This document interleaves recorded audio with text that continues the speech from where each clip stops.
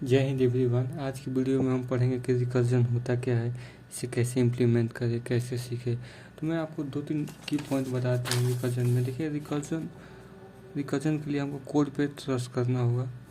जो कोड हम लिखेंगे वो हमारा प्रॉपर काम करेगा। जैसे हम लिखेंगे सम ऑफ 2 नंबर्स, तो वो केवल कोड 2 नंबर के जोड़ने का ही काम करेगा। बस हमको इतना ट्रस्ट करना चाहिए, कोड जो हम लिखेंगे वो कोड हमारा काम कर देगा। तो मैं ऐसे ऐसे आपको प्रॉब्लम बताऊंगा कि जो कि डायरेक्ट इंटरव्यू में आएगा। जैसे मैं आप प्रोडक्ट बेस्ड कंपनी का इंटरव्यू तो क्लियर कर ही सकते हो, जैसे TCS हो गया, एसेंचर हो गया, इन्फोसिस हो गया, बहुत सारे कंपनी है प्रोडक्ट बेस्ड। उसका आप DSA का इंटरव्यू क्वेश्चन क्लियर कर सकते हो। जो मैं क्वेश्चन कराऊंगा, मैं आपको लगभग मैं 10 क्वेश्चन कराऊंगा, 10-12। अगर आप अच्छी तरह से कर लेते हो तो आपको रिकर्जन बहुत अच्छी तरह से समझ में आ जाएगा। तो चलिए शुरू करते हैं। रिकर्जन होता क्या है, कैसे इम्प्लीमेंट करें, सारा डिटेल आपको बता दूंगा। और ये PDF का नोट्स आपको मैं डिस्क्रिप्शन में दे दूंगा। तो देखिए, बताते हैं रिकर्जन होता है क्या है। रिकर्जन जो अपने आप को कॉल कर सकता है। जैसे में फंक्शन होता है, फंक्शन कम उसी फंक्शन में नीचे रिटर्न टाइम में उसका एग्जीक्यूट कोड लिख देते हैं, उसे हम रिकर्जन मान सकते हैं। जैसे में देख लीजिए रिकर्जन होता क्या है, ये इनका डिफिनेशन आप पढ़ लीजिएगा। रिकर्जन यहाँ पर देखिए, मेथड बॉडी में होना चाहिए। मेथड मतलब जो मेथड है, ये हमारा मेथड है, ये हमारा मेथड, ठीक है। और ये बेस को ये बॉडी में होना चाहिए। ये हमारा ये है, यहाँ से ये इसके अंदर देखिए है, इसका नाम का ये है, इसे हम बोलते हैं बॉडी। तो ये में लिखे मेथड बॉडी में होना चाहिए। दूसरा का हो, इसमें बेस कोड होना चाहिए। बेस कोड होगा, ये है बेस कोड। क्योंकि हमको उसको बताना पड़ेगा कि कोड यहाँ पर बंद होगा, इसीलिए बेस कोड। इसका मैंने की पॉइंट कुछ लिखा है, देखिए कुछ इम्पोर्टेंट की पॉइंट है, आपको इसको समझना पड़ेगा। मैं देखिए, रिकर्जन ऐसा चीज़ है कि इसमें ज़्यादा थ्योरेटिकल पार्ट नहीं है। जो कराया हूँ उसी को समझिए। आप ज़्यादा डीप में जाइएगा, आपको रिकर्जन समझ में नहीं आएगा, बहुत प्रॉब्लम होगा। इसीलिए मैं जो बताता हूँ उसको अच्छे तरह से समझिए और रिकर्जन को इम्प्लीमेंट कीजिए। रिकर्जन कोई भी वीडियो देख लिए यूट्यूब पर, उतना समझ में नहीं आएगा, क्योंकि उसमें जितना आप ज़्यादा कोड करेंगे उसमें उतना ही समझ आएगा। मैं आपको बहुत अच्छी तरह से स्टेप की मदद समझाऊंगा। जो क्वेश्चन कराऊंगा डायरेक्ट आपको दिमाग में चला जाएगा। तो देखिए, पहले मेथड कॉल इटसेल्फ, जो मेथड अपने आप कॉल कर सकता है। जैसे ये देखिए, इसका और ये देखिए, ये अपने आप में कॉल कर रहा है, तो अपने आप में। दूसरा का की पॉइंट हमको ध्यान में रखना है कि must be contain base condition. Base condition ये है, हमको बेस कंडीशन जरूर लिखना है अगर हम रिकर्जन कर रहे हैं तो, ठीक। और ये कैसे हुआ हेलो, ये तो कोड है, ये कोड आपको दे दिए डिस्क्रिप्शन में, आप उसको कर लीजिएगा। और ये सारा कुछ मैं दे दूंगा। चलिए आप इसको समझते हैं कि होता कैसे है।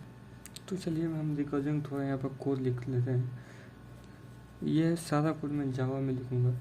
आप देखिए, DSA के लिए कोई ज़रूरी नहीं है ना कि कोई सा भी लैंग्वेज आप कर सकते हैं, क्योंकि मैं वहाँ पर सबका कोड नहीं दूंगा। मैं केवल आपको बताऊंगा कोड कैसे काम करता है, आप प्रॉब्लम थिंकिंग क्या है, कैसे आप सोचेंगे इसको कैसे, तो मैं सारा कुछ इस वीडियो में बता भी नहीं दूंगा। तो चलिए मैं फटाफट कोड लिख लेता हूँ वीडियो को पहुँच कर। ठीक है भैया, मैंने कोड लिख लिया। अब इसको मैं समझाता हूँ कि हुआ कैसे। फिर लास्ट में मैं आपको एक कोड लिख कर भी दिखाऊँगा काम कैसे करता है। ये हमारा मेथड हो गया, मेन मेथड हो गया। ये हमारा बेस केस हो गया, बेस केस, ठीक। कभी भी आपको रिकर्जन में बेस केस लिखना ज़रूरी होता है। और ये हम कॉल कर रहे हैं, ये हमारा रिकर्जन मान सकते हैं, रिकर्जन होगा, ठीक। चलिए इसको बहुत अच्छी तरह स्टेप के डायग्राम में समझते हैं काम कैसे कर रहे हैं। देखिए, ये हमारा हो गया मेमोरी का अंदर का पार्ट, ठीक। अंदर का पार्ट। तो ये काम कैसे करता है चलिए देखते हैं। ये हो गया हमारा, ठीक। ये हो गया हमारा ये, ठीक। इसमें मेन मेथड रहेगा, इम्प्लीमेंट करते हैं। ये हमारा हो गया हीप एरिया, ये हमारा स्टैक, ठीक है। ये हमारा होगा मेथड, जो कि मेन वगैरह में मेन वाला मेथड ये है, जो मेन वाला हो गया। ये होगा हीप एरिया जिसमें ऑब्जेक्ट रहता है। आपने उप्स में ये सब पढ़ ही लिया होगा। इसको ये रन टाइम में एग्जीक्यूट होता है, रन टाइम में, ठीक। अब ये कोड काम कैसे करेगा इसको चलिए समझते हैं। देखिए सबसे पहले यहाँ पर हम जाएंगे, यहाँ पर 3 जाएगा, यहाँ पर आएगा 3, ठीक। इसमें आएगा यहाँ पर सबसे अच्छी तरह से यहाँ पर 3 नाम बनेगा, 3, इसमें रहेगा n, ठीक।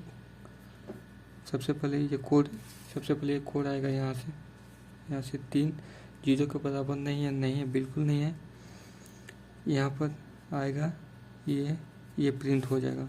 सबसे पहले ये प्रिंट होगा तो आउटपुट में हम दे देंगे,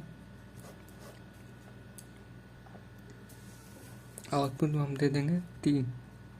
यहाँ पर लिख देंगे यहाँ पर लिख देंगे थैंक यू, ठीक।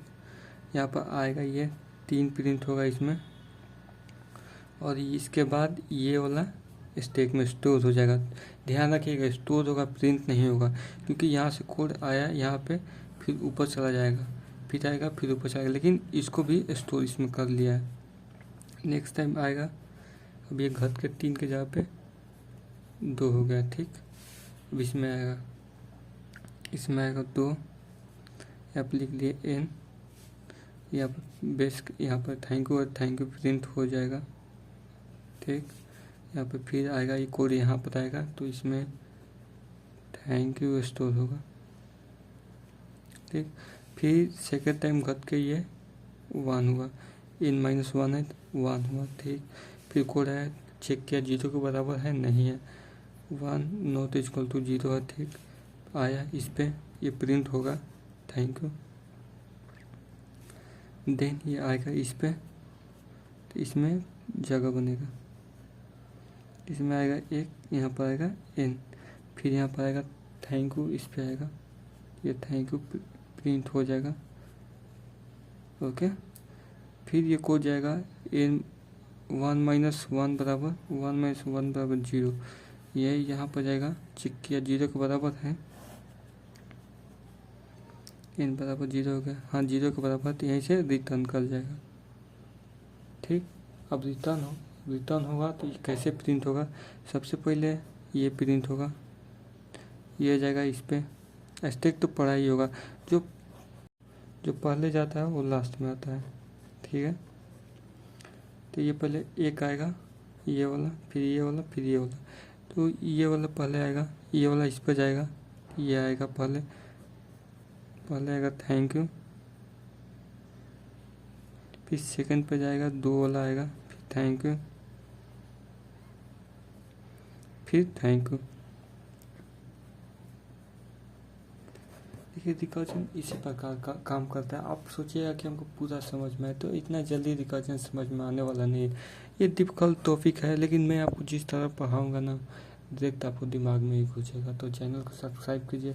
चलिए मिलते हैं नेक्स्ट वीडियो में, क्वेश्चन सोल्व करेंगे, आपको पूरा अच्छी तरह समझाएंगे। आप डिस्क्रिप्शन में मेरा PDF डाउनलोड कर लीजिएगा।